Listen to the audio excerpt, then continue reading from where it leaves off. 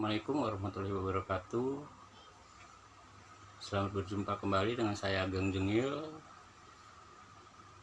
dalam acara berbagi kisah misteri. Kalau dalam episode pertama kemarin bercerita tentang pocong, kali ini pun masih tentang pocong, tapi dengan hal yang berbeda, yaitu tentang cara jalan pocong.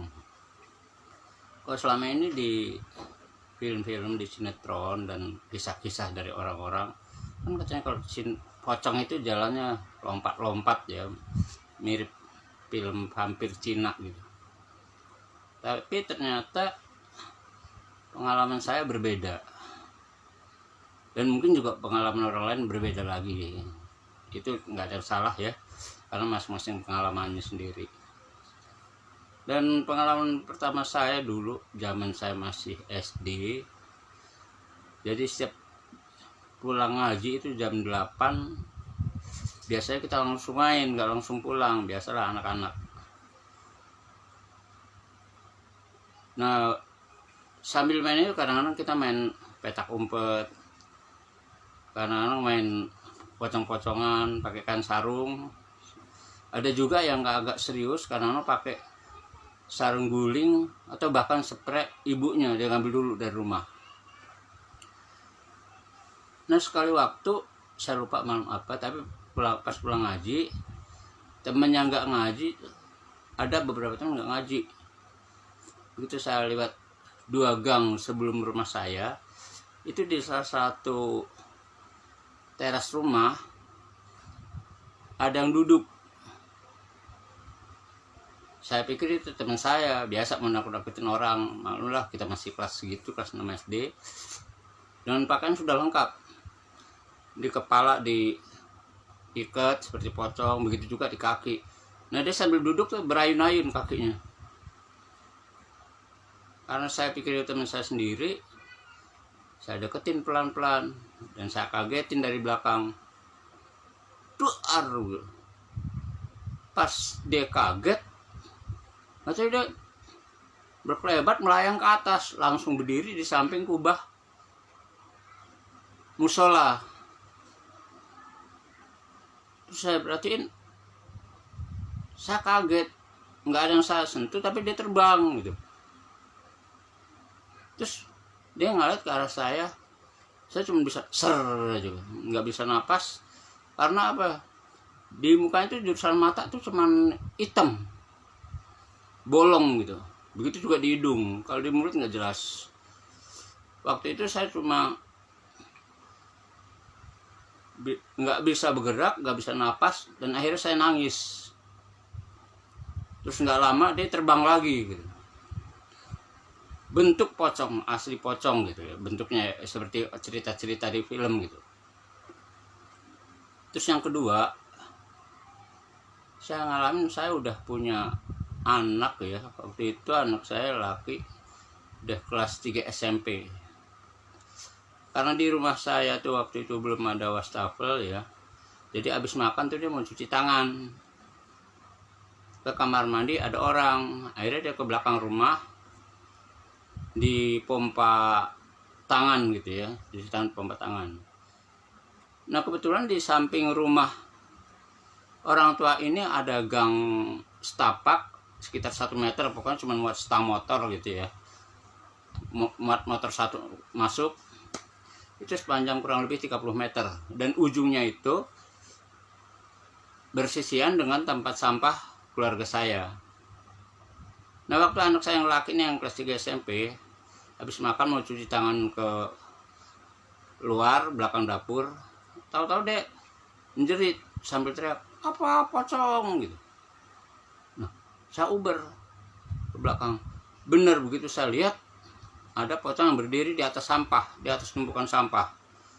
Karena saya pikir itu orang iseng, ada genteng saya sambit, nggak kena, tapi dia lompat ke gang yang jaraknya cuma sekitar 1 meter dari tempat sampah itu, cuma berbatasan tembok. Dan di gang dia berhenti ngeliatin saya.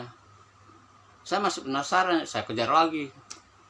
Dia lompat ngikutin gang itu ke arah keluar, terus dia berdiri di depan orang-orang yang lagi ngobrol di depan warung kakak ipar saya, itu di depan gang. Ngeliatin ke saya lagi, saya bingung. Jadi waktu itu yang ada saya cuma antara kaget, tegang, takut, semuanya campur aduk jadi satu. Akhirnya saya nggak bisa napas, cuman dari hidung saya aja keluar cairan gitu.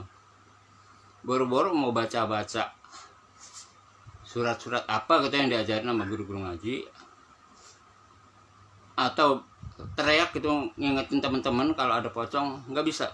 Bahkan saya nggak bisa bergerak gitu. Dan besoknya lucunya pas saya cerita itu, teman-teman yang lagi pada ngobrol depan warung nggak ada ngeliat satupun kalau di depan mereka tuh ada pocong berdiri gitu, nggak ada. Bahkan mereka bilang saya bohong, padahal anak saya saksinya gitu. Istri saya juga ngejar, tapi dia udah nggak dapetin. Nah, peristiwa ketiga itu terjadi 3 tahun setelah itu, pokoknya sekitar tahun 2007 atau 2008. Saya baru pulang tahlil, lewatin depan rumah encing saya, paman saya kalau kita bahas Indonesianya, karena kebetulan kita di lingkungan Betawi. Di bawah pohon mangga, di ujung rumah dia tuh, depan rumah tapi ada samping ada pohon mangga, itu ada berdiri pocong juga. Kebetulan saya sendiri, kebetulan dari saya, karena itu tahlil dari teman arisan gitu ya, rumah teman arisan. Karena saat takut waktu itu masih jam 8:30, ya 8:30 atau jam 9 gitu, masih sore loh. Saya pikir itu takutnya orang jahat, yang sedang komplotan orang jahat yang ada niat maling atau apa. Saya ambil batu bata yang kebetulan numpuk di pinggir jalan, itu ada orang lagi ngebangun. Saya deketin, pas saya deketin dia demam. Maksud saya kalau dia apa, saya sambit gitu loh, lumayan batu batanya masih utuh lumayan. Tapi saya lihat kok nggak ada bayangan, padahal di teras rumah itu lampu plafonnya itu terang banget loh, nyoret ke arah pohon mangga, tapi dia nggak ada bayangan sama sekali di belakang dia.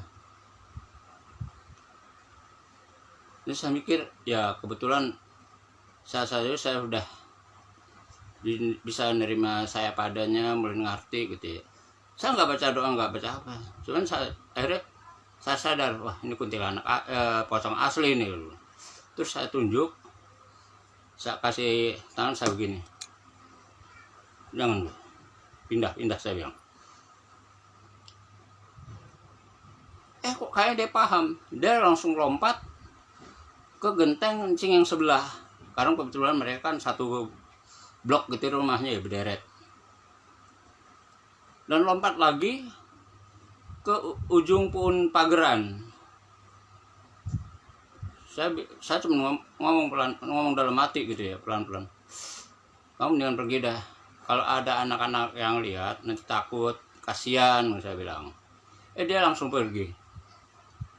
Nah, dari 3 peristiwa itu ada yang saya catat ya, cuma satu. Pertama, tetap nggak ada bayangan. Kedua, nggak ada suara.